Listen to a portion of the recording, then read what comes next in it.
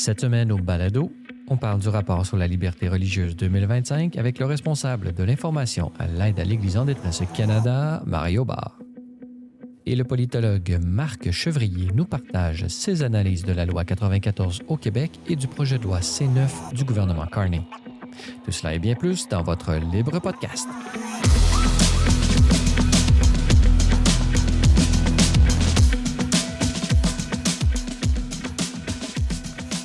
Bonjour à tous et à toutes et bienvenue au Libre Podcast, votre balado hebdomadaire entièrement consacré à l'analyse de l'actualité de la semaine Libre Média et bien plus. Je suis votre animateur Francis Denis en compagnie pour cette première partie de Mario Barre, responsable de l'information à l'aide à l'Église en détresse Canada. Mario Barre, bonjour. Oui, bonjour Francis.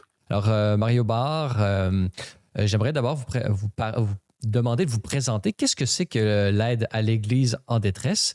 Et parlez-nous un peu là, des différentes questions. D'abord, parlez-nous qu'est-ce que c'est que l'aide à l'Église en détresse?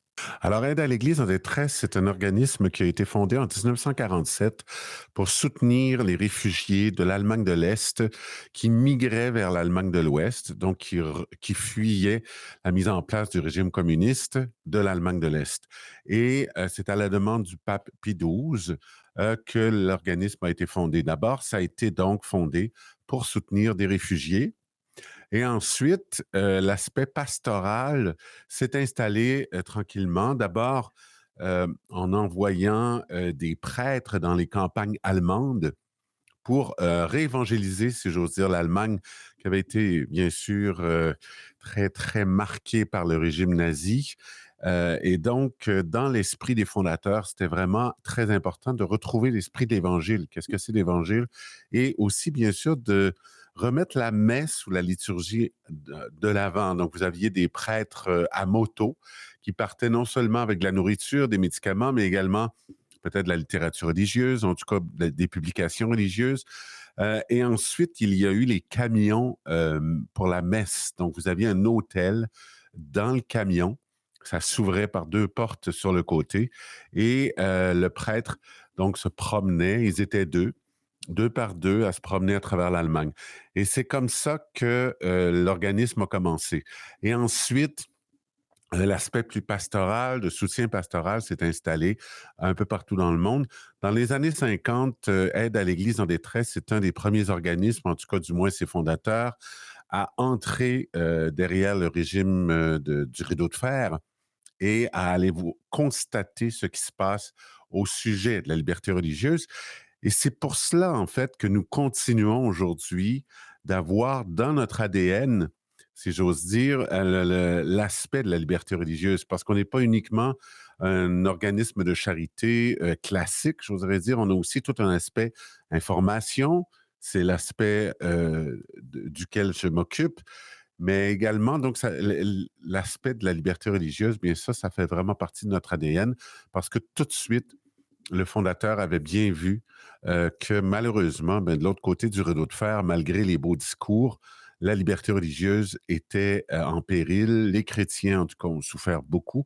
Dépendamment du pays, il y a certains pays du bloc de l'Est où ça se passait mieux, peut-être, mais la persécution était vraiment très répandue. Aujourd'hui, c'est peut-être un peu déplacé. On le sait, en Russie, disons, les menaces à la liberté religieuse se font peut-être dans le risque d'instrumentalisation par les pouvoirs publics de l'Église et de l'orthodoxie dans ce cas-là. Mais aujourd'hui, les droits humains et dont le droit à la liberté religieuse, ça fait partie de ce qui est sous votre radar mondial parce que vous êtes une organisation mondiale, bien que vous avez un bureau ici même au Canada. Et donc, le 21 octobre dernier, vous avez déposé votre rapport 2025 intitulé « La liberté religieuse dans le monde ». Alors, parlez-nous un peu, quelles sont les grandes tendances au niveau de la liberté religieuse? Est-elle respectée? Est-ce que ça va dans le bon sens ou dans le mauvais sens? Où en sommes-nous en 2025, Mario Barre? Malheureusement, Francis, ça ne s'améliore pas. Dans plusieurs pays, vous avez vraiment de plus en plus la liberté religieuse est mise à mal. C'est une tendance lourde. Le rapport, il est publié depuis 25 ans, environ tous les 2 ans. Donc, c'est pas le 25e rapport, mais c'est depuis 25 ans. Et la liberté religieuse, d'abord, elle est bafouée dans 62 pays. on enregistre des violations de la liberté religieuse. Donc, 24 pays où les habitants sont à risque de subir des persécutions, c'est-à-dire, ça peut aller de l'emprisonnement, la mort, ça va être vraiment du harcèlement constant, et on vous surveille. Donc, bref, on est à la limite, là. Ce n'est plus de la discrimination, ça devient de la persécution. Et 38 pays où les habitants sont à risque de subir des discriminations. Voilà. Ce qui fait que, Francis, je vais vous donner un gros chiffre. Et là, les gens vont se dire, mais mon Dieu, ça n'a pas de bon sens. 64,7% de la population mondiale, ce qui représente près de 5,4 milliards de personnes, vivent dans des pays où les violations de la liberté religieuse sont graves ou très graves. Donc, c'est énorme. Mais je veux vous dire que c'est certainement parce que vous avez deux des pays les plus populeux qui font partie de cette malheureuse liste, c'est-à-dire la Chine, avec plus de 1,3 milliard de personnes, et l'Inde avec 1,4. Donc, déjà là, si vous comptez les deux, ben là, on se retrouve avec beaucoup de monde. On nomme On pourrait également... distinguer aussi. Est-ce que vous faites Oui. une distinction entre, disons, la persécution, disons, étatique, c'est-à-dire dans le cas, on pourrait penser, dans le cas chinois, c'est le parti communiste chinois qui persécute les chrétiens, ou on peut penser aux autres minorités religieuses comme les Ouïghours, je crois, qui sont musulmans Oui. et tout ça, qui Ah, ont entendu oui. beaucoup parler. Mhm. Et d'un autre, donc on peut penser à la Chine pour la persécution étatique, mais on peut penser aussi dans une persécution plus subtile au sens, bon, peut-être pas inscrite dans les lois, mais tout de même dans les mœurs, une culture. Là, vous avez fait référence à l'Inde. On peut penser que c'est plutôt de cet ordre-là, la persécution contre les chrétiens en Inde, quoique il doit y avoir encore là peut-être des institutions publiques impliquées. Parlez-nous, est-ce que vous faites la distinction, vous, à l'aide à l'Église en détresse? Oui, on l'a fait.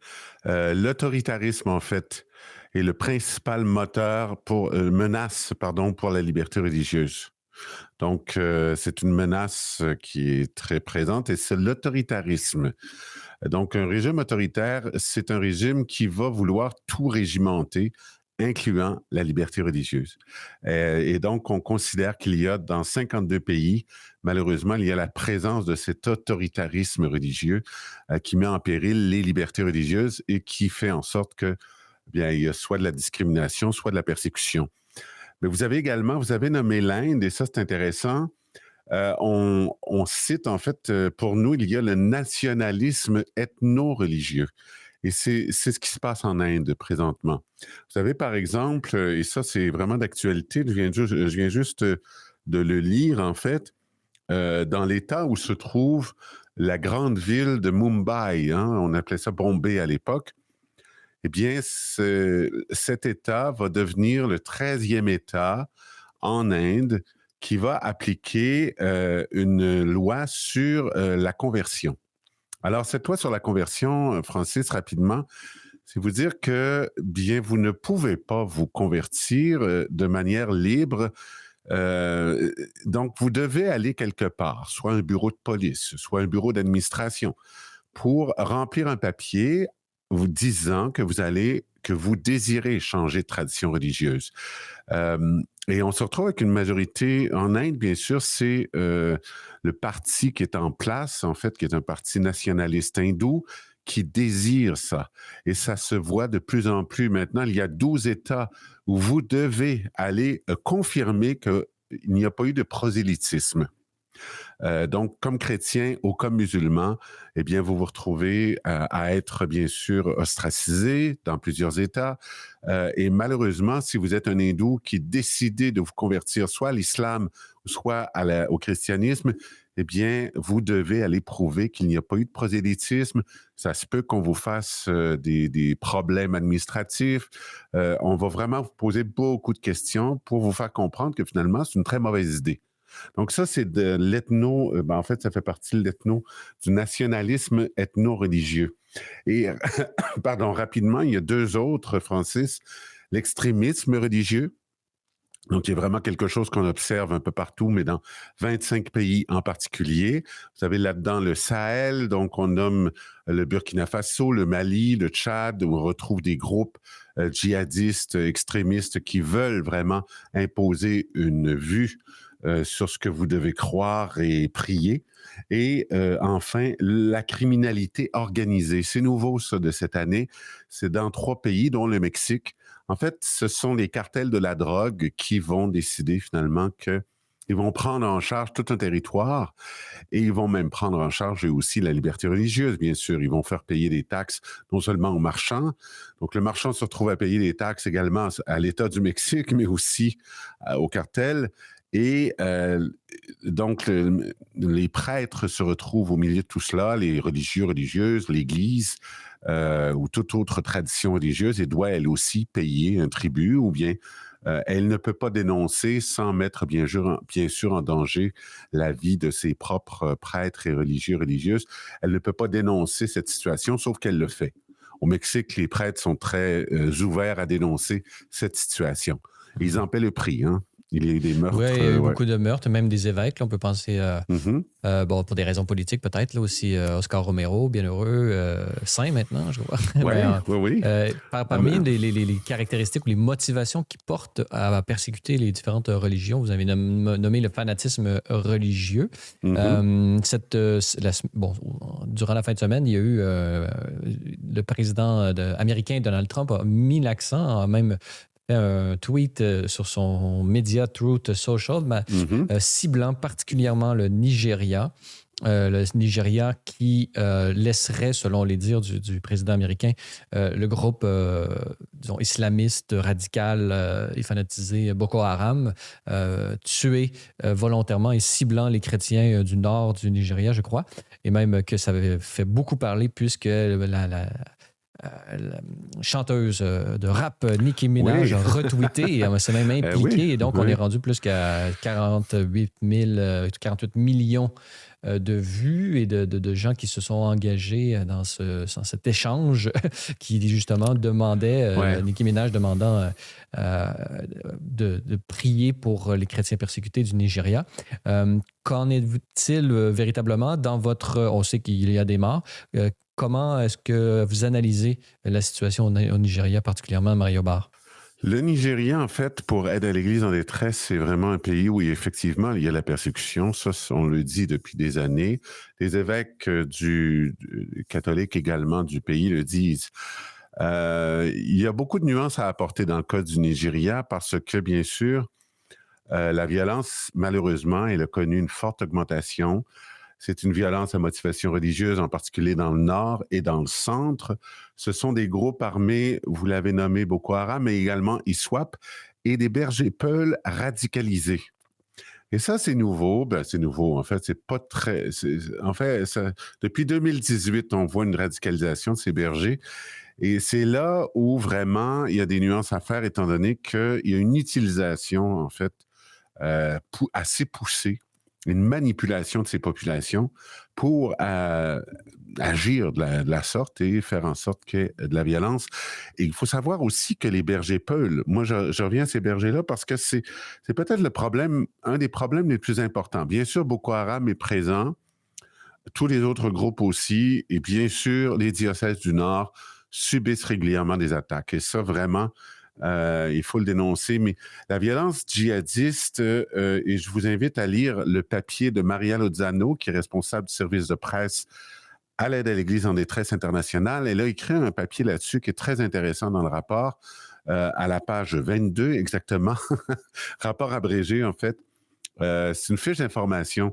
Et il y a plusieurs choses dont on doit tenir compte, mais les Peuls, en fait, sont des bergers qui cherchent, bien sûr, à faire paître leurs troupeaux. Et au niveau de la base, là, c'est que vous avez, d'un côté, vous avez les bergers Peuls qui sont de majorité musulmane. De l'autre côté, vous avez les agriculteurs qui sont de majorité chrétienne. Et le problème, donc, quand ces deux-là se rencontrent, ben là, ça devient un problème de terre parce que les bergers peuls, eux, laissent aller leur troupeau et puis on s'en fout. S'il y a un champ de maïs, ben écoutez, ils ont besoin de manger, donc on y va.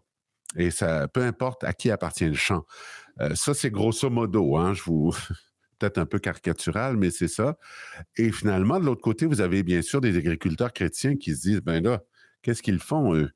Et c'est là où, au départ, il y avait peut-être cette vision de dire que les chrétiens étaient persécutés parce que, et ils le sont bien sûr au Nigeria, mais ce que je veux dire, c'est que sous-jacent, il y a cette situation-là qui est finalement une situation bien davantage socio-économique. Et il y a toujours ça, en fait, souvent.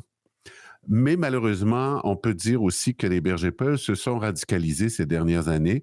Les batailles se faisaient souvent avec des bâtons, bon, et puis, mais là, les bergers peuls, depuis 2018, eh bien, ils se retrouvent avec des kalachnikovs, des mitraillettes, des fusils. Donc, on se retrouve devant une situation qui a changé et il y a plusieurs facteurs à considérer. C'est pour ça c'est important de bien comprendre la situation au Nigeria avant de se prononcer. Et les évêques eux-mêmes, les évêques catholiques du pays, sont toujours, en fait, Tiraillé un peu là, entre tiraillés, souci. mais ils sont très vocaux, hein, sur le fait qu'ils interpellent régulièrement le gouvernement pour qu'il agisse. Voilà, donc c'est vraiment, Hmm. euh, je dirais aux gens, faites attention avec le Nigeria dans la mesure où il y a beaucoup de choses qui se sont dites et il faut comprendre les enjeux qui sont derrière.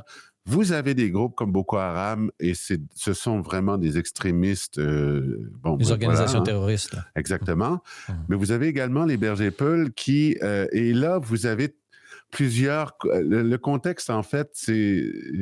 Qu'est-ce qui est en jeu? Eh bien, c'est une crise au Sahel, dans la ceinture centrale également du Nigeria. Ça ne peut pas être simplement interprété comme un conflit local entre éleveurs et agriculteurs. C'est une guerre sans fin pour la terre, pour l'identité religieuse, le pouvoir économique et politique. Alors, vous voyez, ce sont des choses qui. Et il y a eu des djihad historiques également au Nigeria. Donc, tout cela mis ensemble, je pense qu'il faut faire très attention de la manière dont on parle du Nigeria, mais bien sûr, malheureusement, on y retrouve la persécution à caractère religieux contre les chrétiens, Hmm. surtout dans le Nord. D'où l'importance et la justesse, on pourrait penser du tweet de Donald Trump au sens où c'est le rôle du gouvernement d'essayer d'établir un état de droit avec des règles et établir des compromis entre les différentes. Et si ça ne se fait pas, alors à ce moment-là, peut-être va assister à une internationalisation, étant donné que parmi les groupes, en l'occurrence musulmans, terroristes, hein, le Boko Haram, ça peut représenter éventuellement une menace régionale à tout le moins, là. Donc, En fait, la menace, elle est déjà hmm. là depuis un bon bout de Oui, temps. même Barack Obama, on se rappelle les kidnappings et tout, là. Oui, Mhm. ben malheureusement, la menace, en fait, elle ne fait que s'étendre et elle est difficile à comprendre aussi. Il y a plusieurs organisations terroristes qui sont en présence. Vous savez, l'État islamique, maintenant, n'est plus tant au Moyen-Orient qu'en Afrique, dans le Sahel. Donc, et au Burkina Faso, entre autres.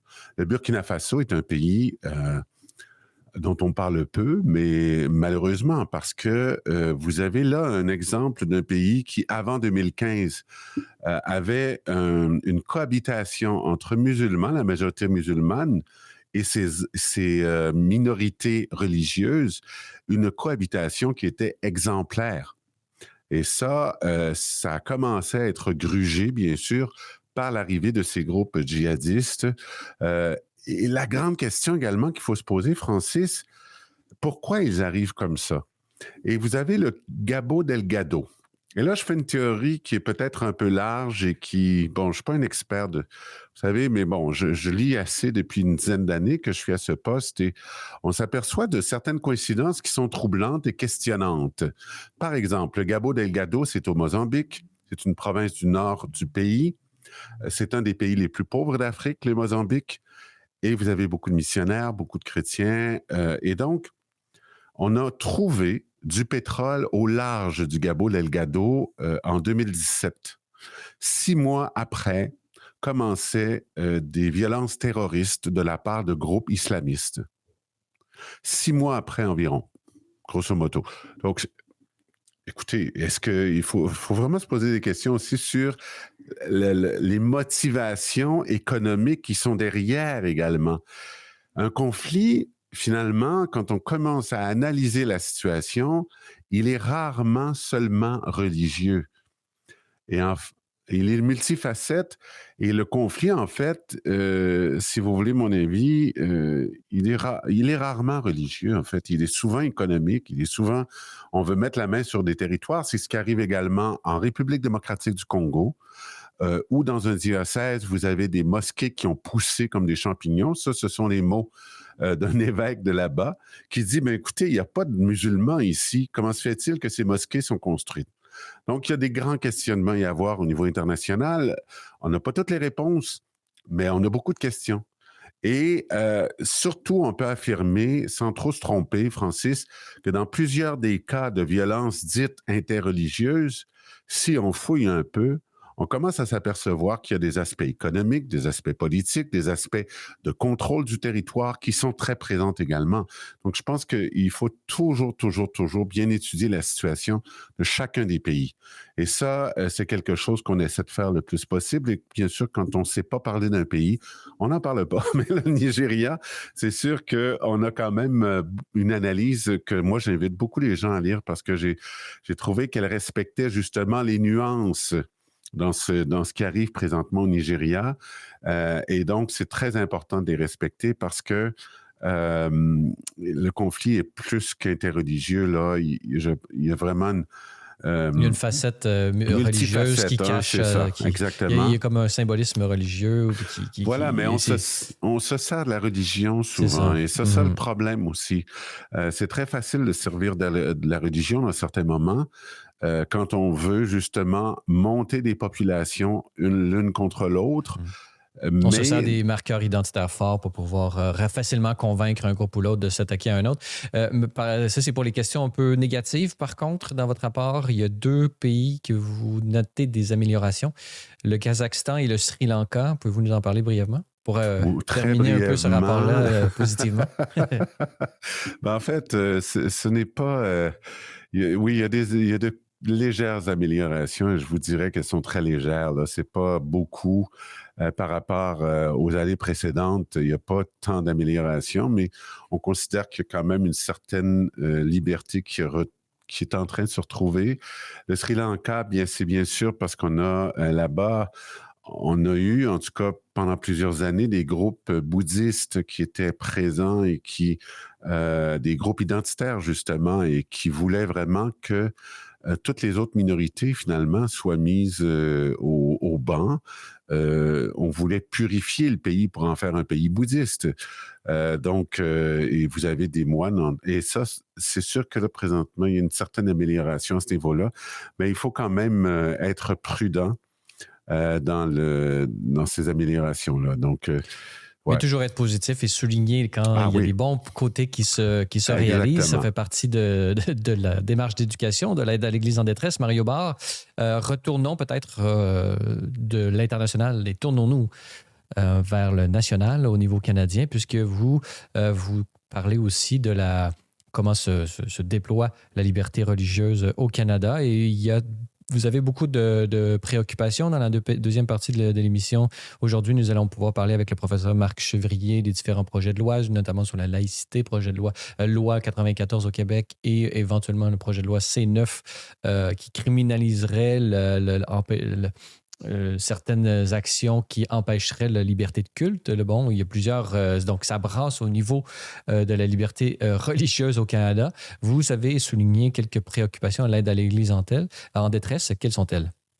Les préoccupations, elles sont de l'ordre, bien sûr, de tout ce qui entoure la question de la laïcité au Québec. Ça, c'est clair que pour nous, il y a quelque chose à observer. Selon nous, les décisions politiques et juridiques qui favorisent le laïcisme par rapport à la liberté religieuse nous préoccupent. Elles indiquent par ailleurs, selon nous, un changement culturel, hein, ce qui donne lieu à divers actes de discrimination et en fait remettent en question les limites du laïcisme. jusqu'où va-t-on avec le laïcisme? Et surtout quand on dit respecter tout le monde, parce que c'est bien indiqué dans la loi 21 qu'on veut respecter la liberté religieuse, hein, comme on se réfère donc à l'article 18 de la Déclaration universelle des droits de la personne, qui est très clair là-dessus, c'est liberté de religion, de conscience et de conviction pour chacun. Des êtres humains de la Terre, c'est le grand désir. Mais donc, en ce sens-là, ça préoccupe beaucoup. Également, bien sûr, l'augmentation de 32% du nombre de crimes de haine, principalement contre les musulmans et les juifs, c'est une source d'inquiétude, tout comme les violences commises contre des lieux de culte chrétiens. Donc, voilà, ça, ce sont des préoccupations. Il y a également la liberté de conscience, je vous dirais. On se réfère, entre autres, à l'exemple de la Maison Saint-Raphaël à Montréal. Et là, on voit que finalement, on voudrait forcer un établissement à fournir l'aide médicale à mourir, mais ça viole la mission fondamentale de soulager la souffrance sans hâter la mort. C'est une atteinte donc à la liberté de conscience et de religion, selon nous. Et donc, en ce sens-là, on surveille ça un peu partout au Canada également, parce que d'autres provinces où on voudrait simplement forcer finalement des lieux qui ont décidé d'aller vers des soins palliatifs sans euthanasie.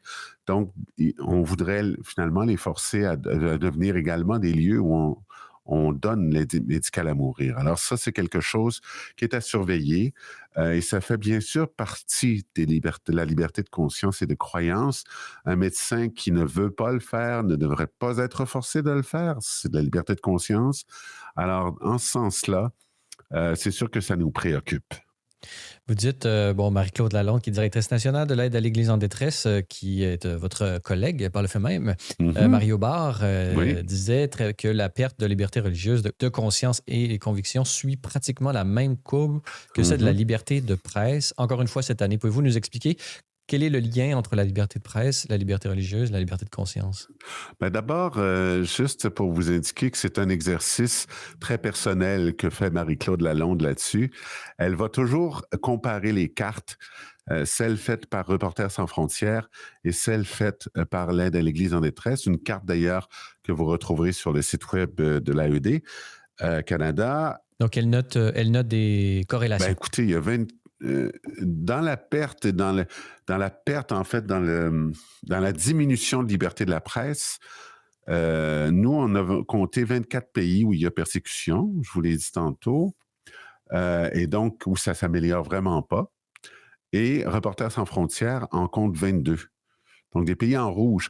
Alors, vous voyez, et ça, pour moi, c'est toujours très intéressant parce que la liberté de la presse demeure quelque chose de fondamental aux sociétés démocratiques et aux sociétés qui veulent vivre ensemble et qui veulent faire du bien commun quelque chose de fondamental. Et c'est souvent pourquoi les gens veulent venir vivre dans nos pays d'ailleurs. Cette démocratie qui s'est installée et qui fait en sorte que on est capable de vivre ensemble, de vivre dans un bien commun. On n'est pas d'accord avec tout le monde, on n'a pas à être d'accord non plus avec tout le monde, mais la possibilité de pouvoir vivre ensemble. Et la liberté de presse, en fait, c'est la liberté également de dénoncer des problèmes, de parler de certains problèmes, de parler de certaines nouveautés sociales, de pouvoir le dire sans être empêché de le faire ou bien empêché ou en tout cas D'y subir adhérer du aussi. harcèlement. Subir du harcèlement, voilà. Et donc, c'est important. Ces deux libertés-là, finalement, elles font référence à la liberté de conscience aussi. Elles font référence à la liberté de pouvoir exprimer une liberté de pensée.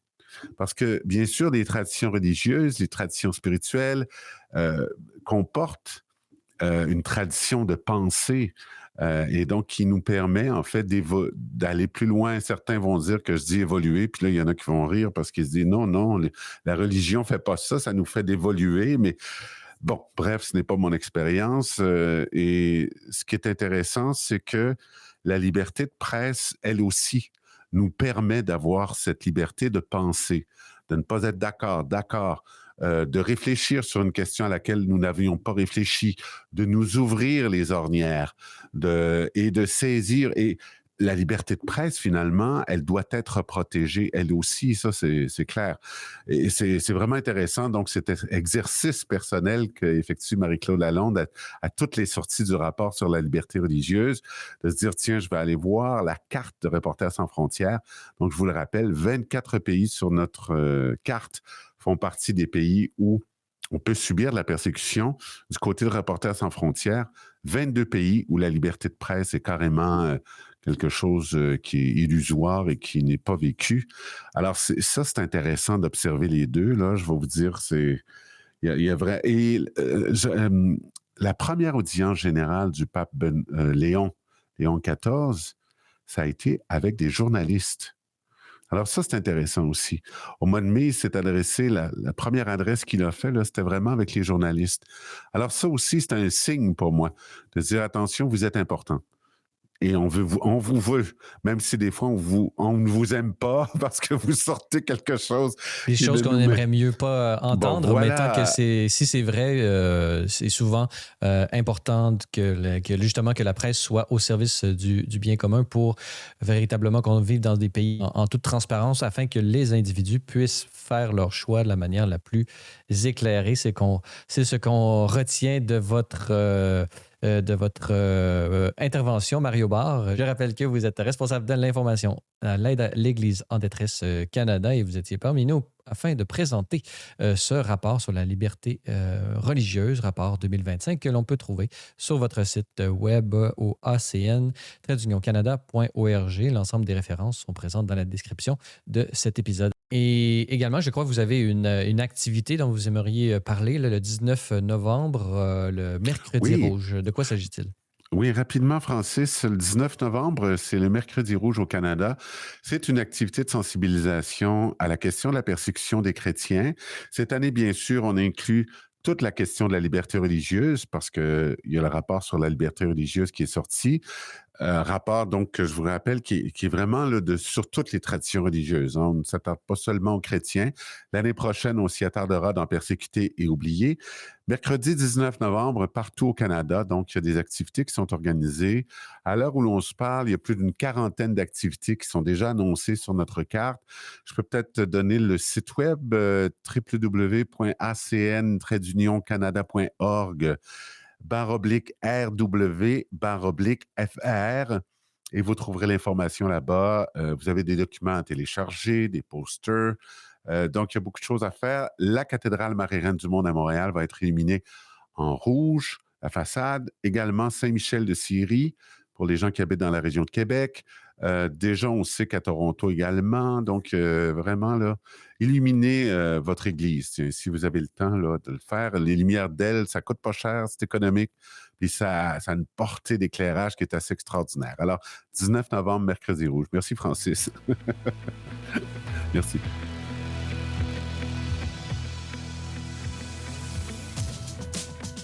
Et dans cette deuxième partie d'émission, nous allons poursuivre sur ce thème de la liberté religieuse au Québec et au Canada. Et pour en discuter, nous avons avec nous le professeur Marc Chevrier. Bonjour. Bonjour. Marc Chevrier, c'est une joie de vous recevoir puisque c'est la deuxième fois qu'on vous reçoit ici même à l'émission. Je rappelle que vous êtes professeur de sciences politiques au sein de l'Université du Québec, ce réseau.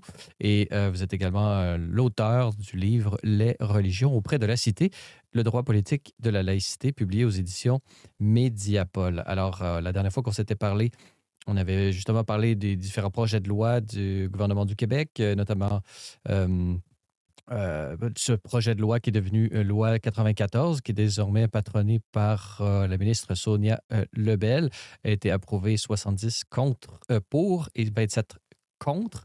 Alors, Marc Chevrier, parlez-nous d'abord, pouvez-vous nous résumer en quoi consiste cette loi 94 et ses différents effets sur la société québécoise? Bien, écoutez, ce projet de loi avait été d'abord déposé par Bernard Drainville, donc il y a plusieurs mois de cela, lorsqu'il était ministre de l'Éducation. Et ce projet de loi était la solution que le gouvernement de la CAQ préconisait pour, semble-t-il, régler des problèmes qui s'étaient manifestés dans certaines écoles québécoises, notamment la fameuse école Bedford à Montréal, où sur laquelle il y a eu une enquête administrative, puisqu'on aurait déploré le fait que des professeurs n'auraient tout simplement pas enseigné le régime pédagogique prévu et auraient plutôt tenté de le contourner au nom de certaines valeurs qui, semble-t-il, étaient imprégnées de religion. Et évidemment, donc cette enquête avait été menée et bon, on avait constaté que c'est un phénomène qui n'était pas limité à cette école. Et donc, à la suite de cette enquête, le gouvernement a présenté un projet de loi pour faire en sorte que la laïcité soit encore plus présente dans le réseau scolaire québécois. Et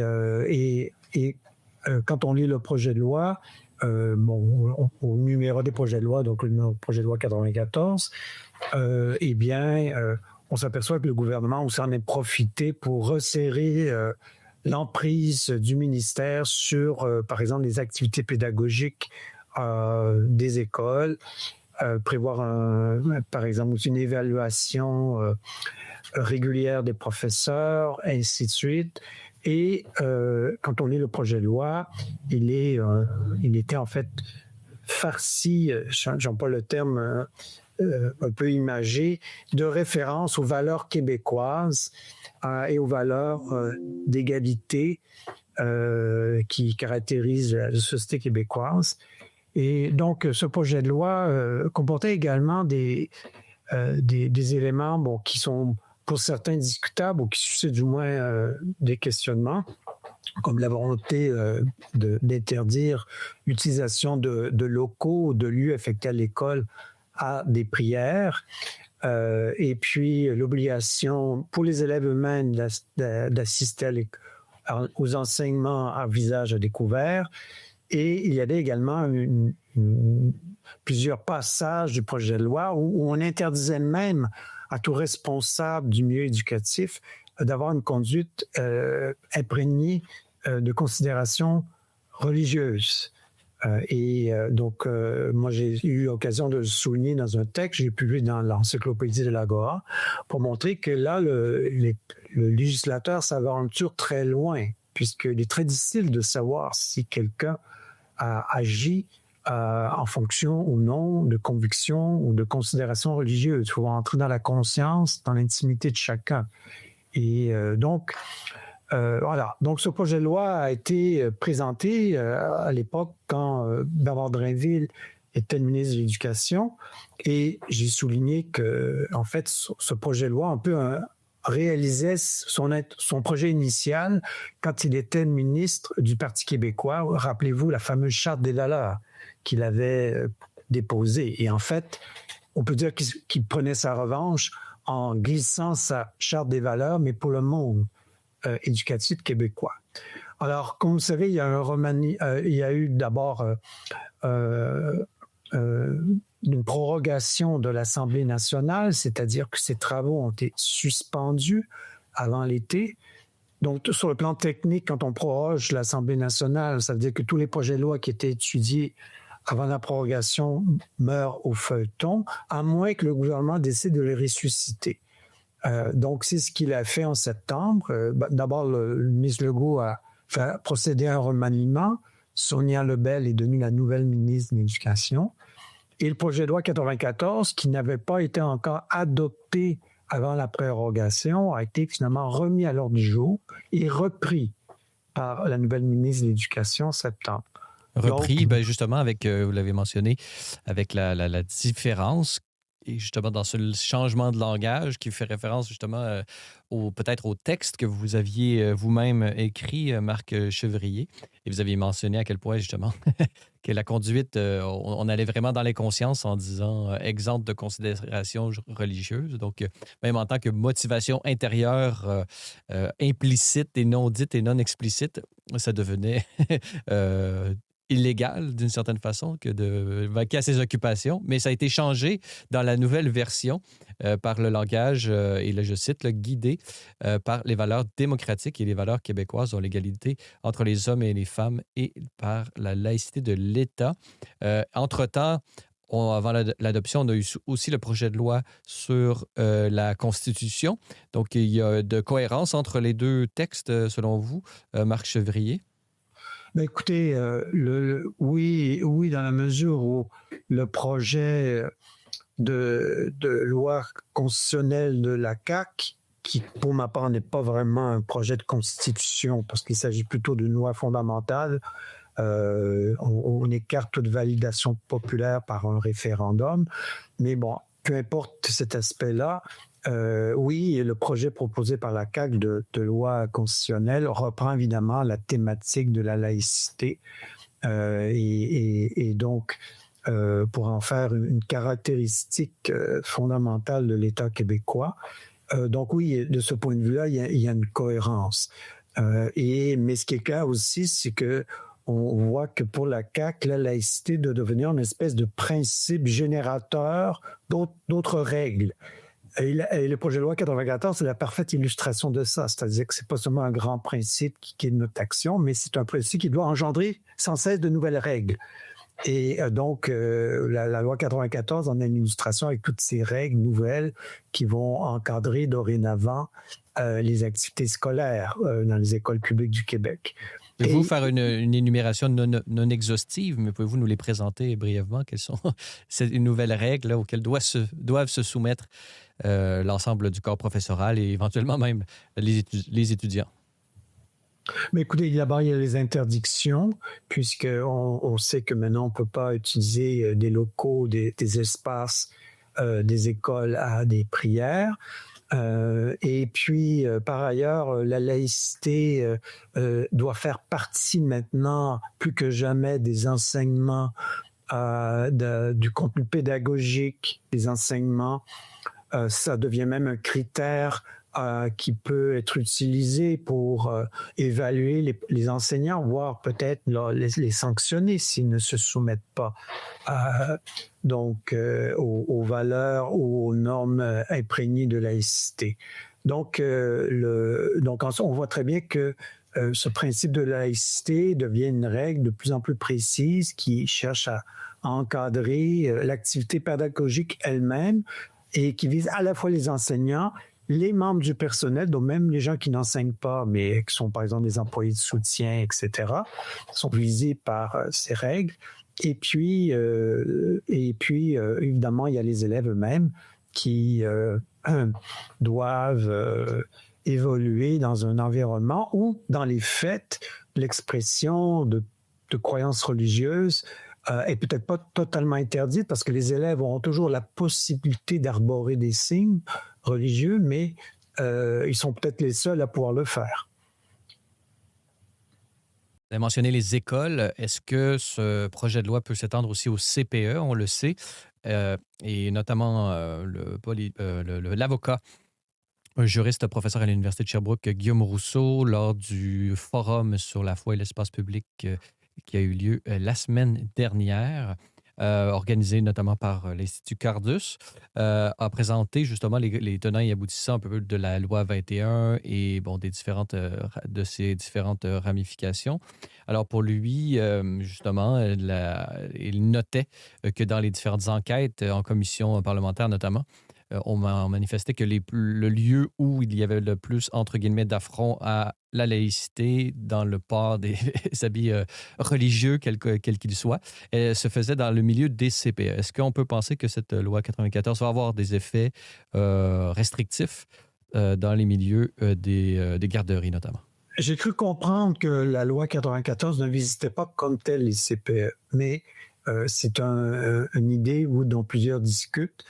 Ça serait soit de changer, ça faudrait voir quelle loi pourrait être changée, mais oui, ça pourrait être l'objet d'une autre réforme. Donc, ça illustre très bien ce que j'ai dit tout à l'heure, c'est-à-dire que la laïcité engendre sans cesse de nouvelles règles. Et donc là, on pourrait avoir un régime de laïcité pour les CPE, soit qu'il copie celui qui existe déjà dans les écoles primaires secondaires, soit qu'il soit adapté. Mais on voit qu'il y a une ambition programmatique. Et quand vous lisez le rapport Pelchat-Rousseau, vous voyez d'autres éléments de programme qui sont annoncés. Programmatique et peut-être étapiste au sens où on y va, on change une institution et puis on avance graduellement au lieu de... Donc, il y a une volonté peut-être pragmatique dans son application, selon vous? Oui, et peut-être aussi, ça va avec une stratégie aussi qui consiste à préparer le terrain avant d'agir. Donc, effectivement, préparer le terrain, on peut le faire en mandatant un comité d'enquêter sur une question et rend un rapport après des consultations. Et puis là, le gouvernement peut s'appuyer sur des éléments, puis ensuite, il va légiférer.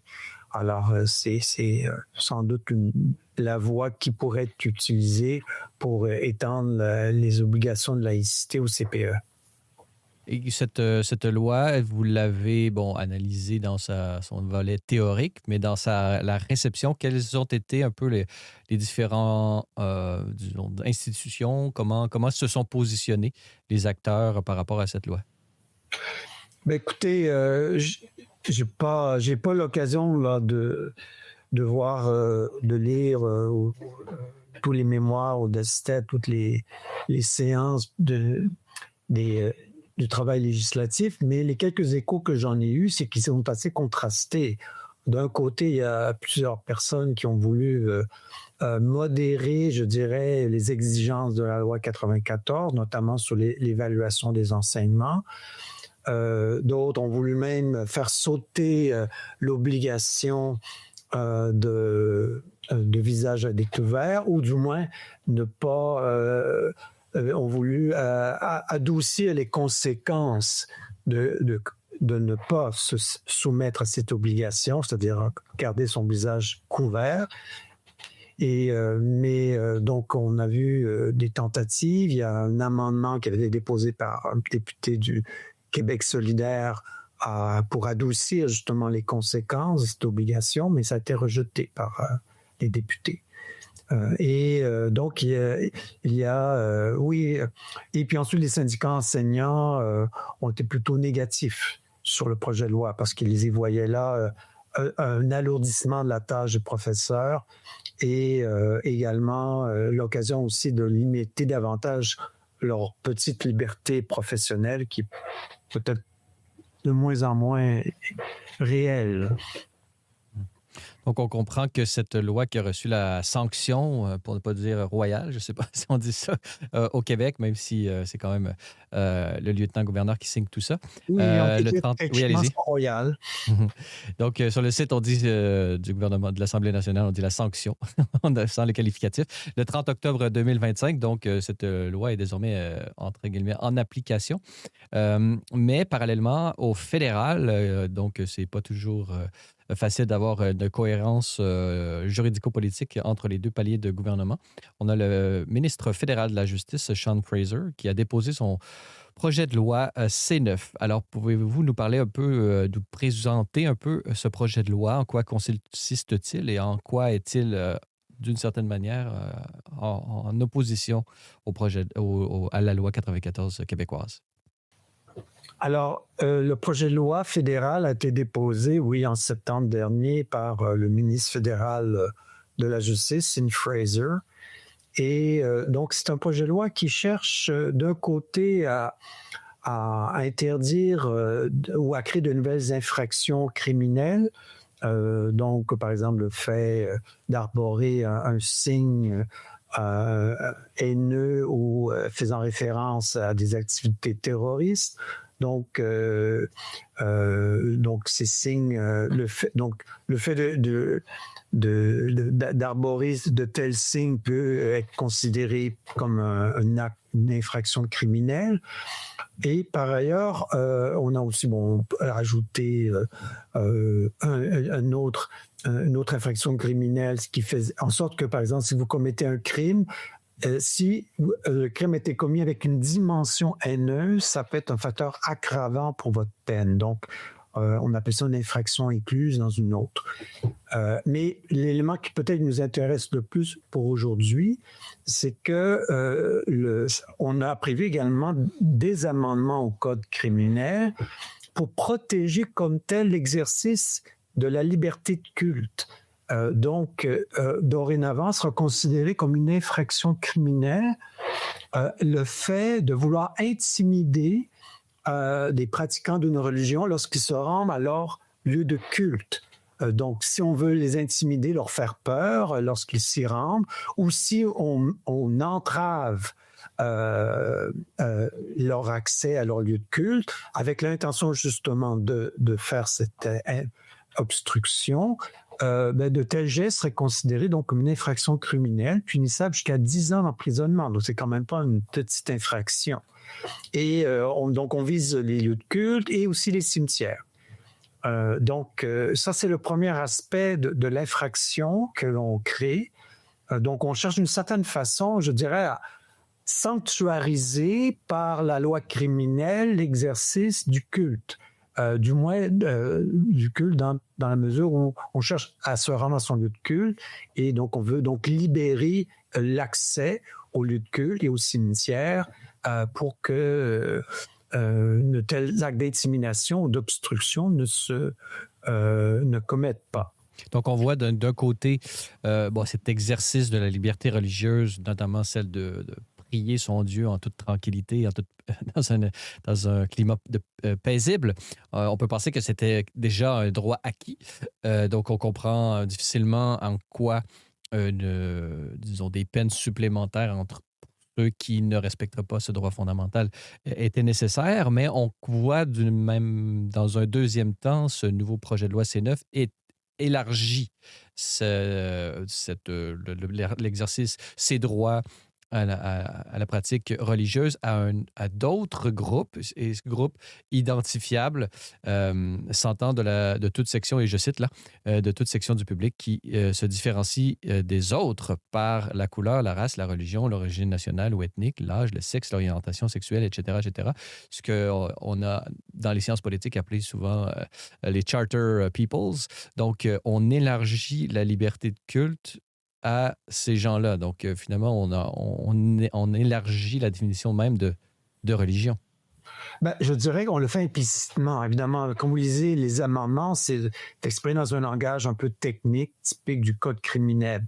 Mais ce qui est frappant, c'est que dans cette nouvelle infraction, donc qui cherche à sanctuariser l'accès aux lieux de culte, on met sur le même pied d'abord l'accès aux lieux de culte, et par ailleurs, l'accès aux édifices fréquentés par les membres des groupes dits identifiables. Alors, vous avez vous-même lu cet extrait du Code criminel donc c'est une catégorie déjà existante dans le Code criminel qu'on avait créé à l'époque pour le crime du génocide. Mais là, on reprend cette même catégorie qui vise essentiellement les membres de groupes minoritaires qui se définissent par des caractéristiques diverses ou les groupes qu'on dit généralement défavorisés. Et donc, ce que dit cette nouvelle infraction, c'est que les membres de ces groupes s'ils se voient leur accès à leur lieu d'activité habituel entravé ou s'ils subissent de l'intimidation pour avoir accès à ces lieux-là, ce tel geste d'intimidation, d'obstruction serait considéré comme également un acte criminel punissable de la même peine que celle qui est réservée pour les entraves illégitimes au lieu de culte. Donc, c'est dans ce sens-là qu'on peut dire qu'implicitement, parce que ce n'est pas dit explicitement, mais implicitement, en mettant sur le même pied la liberté de culte et ce que j'appellerais la liberté associative et de réunion des groupes minoritaires, effectivement, on suggère que ces groupes minoritaires sont animés de convictions équivalentes à celles des croyances religieuses. Et je vous dirais que sur le plan de l'analyse politique, ce n'est pas une grande surprise parce que le Parti libéral fédéral, c'est un parti qui s'est construit, et cela depuis les années 60, depuis Pierre Elliott Trudeau, en faisant alliance avec d'un côté avec les groupes religieux, parce que c'est un parti qui, dans son histoire, a souvent défendu les libertés religieuses, et et d'autre part, alliance donc avec justement ces nouveaux groupes émergents dans la société, activistes qui défendent telle ou telle minorité ou les droits des femmes ou des autochtones. Et donc, ce parti-là a fait alliance avec ces groupes-là, ce qui lui a permis de gouverner avec un relatif succès. Et il les a récompensés, par exemple, par la réforme constitutionnelle de 82, parce qu'il a protégé leurs droits par justement certains articles dans la Charte canadienne, et aussi par une politique de subvention qui est assez généreuse à l'égard de ces groupes. Et donc, je dirais que ce parti-là est cohérent avec lui-même en proposant ces amendements au code criminel. Donc, on comprend comment ce projet de loi pourrait éventuellement entrer en conflit avec le projet de loi 94 dont on a parlé dans la première partie de cet entretien, Marc Chevrier, puisque, par exemple, vous notez dans un article que vous avez écrit dans l'Agora que vous demandez comment éventuellement la loi 9, lorsqu'elle serait éventuellement passée, on se demande comment elle pourra être conciliée avec des infractions du gouvernement, notamment sur la restriction des prières de rue. Donc, vous prévoyez un éventuel conflit législatif entre les deux lois. Bon, c'est-à-dire que pour l'instant, le gouvernement a seulement annoncé sa volonté de déposer des règlements ou des articles de loi pour restreindre ou interdire les prières dites de rue, mais pour l'instant, bon, on n'a toujours pas sous les yeux de tels textes. Mais à supposer qu'il en vienne à adopter de telles normes, eh bien, si elles sont très restrictives, on pourrait dire qu'il pourrait peut-être y avoir un conflit théorique entre ces normes-là et ces amendements au code criminel. Donc, par exemple, si vous êtes adepte d'une religion, vous vous rendez à votre lieu de culte, et si vous faites, par exemple, des prières pour vous rendre à votre lieu de culte, est-ce qu'il pourrait y avoir un conflit entre le fait de prier en se rendant à son lieu de culte, ce qui serait tout à fait légitime du point de vue du code criminel, et la nouvelle norme québécoise? Donc, il faudrait voir dans quelle mesure cette norme-là permet l'expression ou pas de prière à l'extérieur des lieux de culte et ou à proximité de ces lieux. Donc, pour l'instant, on nage dans le flou parce qu'on n'a pas de texte sous les yeux, mais il pourrait y avoir un conflit s'il y avait des normes très restrictives de la part du Québec. Et on pourrait aussi prévoir certaines contradictions au sein même d'une volonté d'application du projet de loi de C9.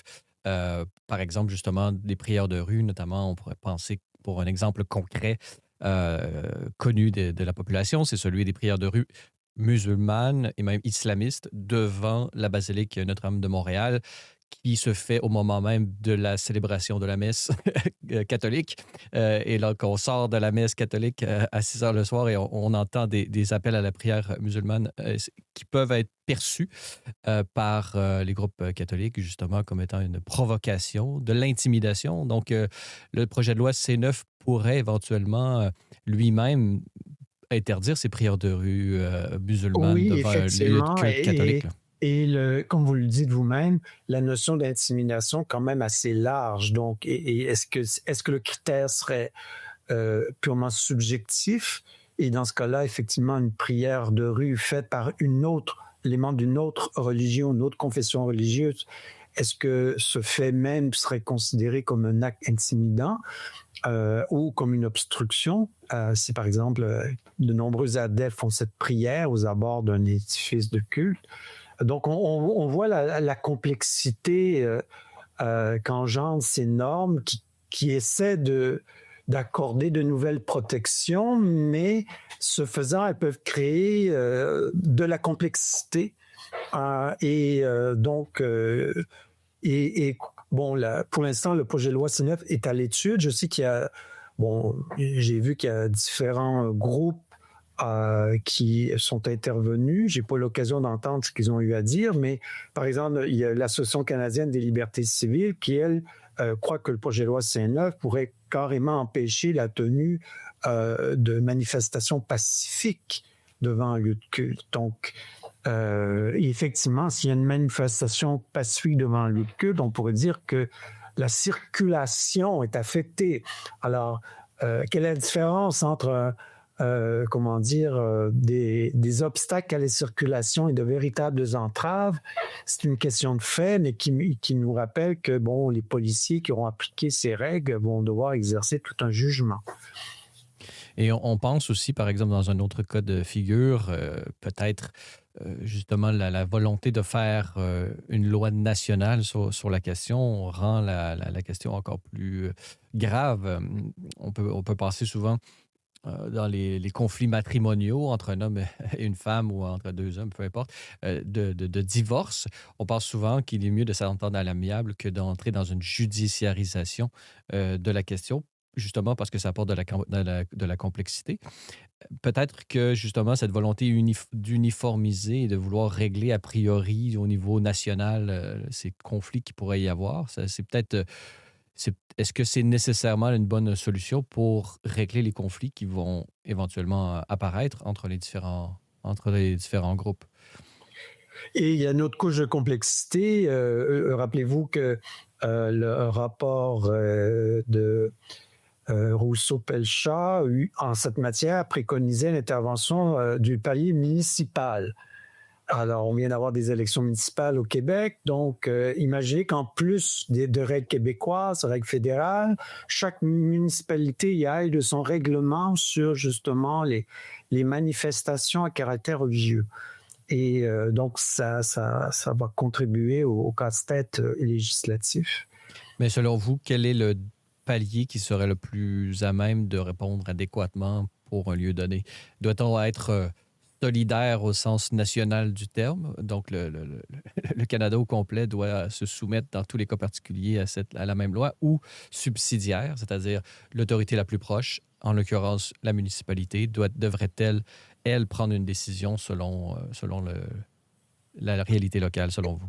Écoutez, la loi criminelle, en principe, est là pour punir, sanctionner des comportements considérés comme illégitimes et dangereux pour la société. Quand il s'agit plutôt des bonnes mœurs, de la vie civile ordinaire, la loi criminelle n'est pas toujours l'arme la plus adaptée. Je rappelle aussi, je pense l'avoir déjà dit, le Québec a une loi sur la liberté de culte, mais qui est complètement désuète, parce que cette loi proclame quand même le principe de la liberté de culte, et c'est une loi qui est héritée, en fait, du régime de l'Union de 1850, donc une loi qui a été adoptée en 1851, et qui fait toujours partie de la Constitution du Québec. Donc, la liberté de culte fait partie de la Constitution du Québec, dit cette loi-là. Mais quand vous lisez la loi, on a créé toutes sortes de petites infractions pénales, parce que le Québec peut quand même créer des infractions pénales, punissables de manière sommaire, donc emprisonnement moins de 2 ans, ou amende. Mais quand vous lisez la loi, c'est complètement dépassé. Là. On parle encore du fait de la vitesse à laquelle on approche au trot, donc à cheval, les églises. Donc c'est complètement dépassé. Mais le projet, la loi, prévoit quand même encadrer le bon ordre public autant à proximité des lieux de culte qu'à l'intérieur. Et donc, ce n'est pas une mauvaise loi pour elle-même, mais il faudrait peut-être moderniser les infractions qui y sont prévues et élargir les infractions à tous les lieux de culte. Parce que quand vous lisez la loi, on vise essentiellement les lieux de culte chrétiens ou catholiques. Marc Chevrier, ce sera justement 2 lois que nous devrons suivre si jamais l'adoption du projet de loi C9 au fédéral se concrétise. On va assister éventuellement à des conflits entre les paliers de gouvernement. Alors, c'était vraiment un plaisir de vous recevoir encore aujourd'hui, Marc Chevrier. Je rappelle que vous êtes professeur de sciences politiques au sein du réseau des universités du Québec et notamment auteur du livre « Les religions près de la cité, le droit politique de la laïcité », publié aux éditions Mediapol. Alors, Marc Chevrier, merci beaucoup d'avoir été avec nous. Merci beaucoup également. Voilà, c'est tout pour le balado de cette semaine. N'hésitez pas à nous donner vos commentaires ou une note sur les différentes plateformes de balado-diffusion. Cela nous aide beaucoup à faire connaître et rayonner le podcast. Vous êtes également invité à nous rendre visite au libre-media.com et à vous abonner pour la modique somme de 4 $ par mois, ce qui vous donne, entre autres choses, un accès illimité à tous nos contenus. Vous pouvez également nous suivre sur X, TikTok, ou si vous êtes à l'extérieur du Canada, ce pays libre et démocratique, vous pouvez nous rejoindre par l'ensemble des plateformes du groupe Meta. À vous tous et toutes, merci d'avoir été des nôtres et revenez-nous la semaine prochaine pour un autre épisode du Libre Podcast.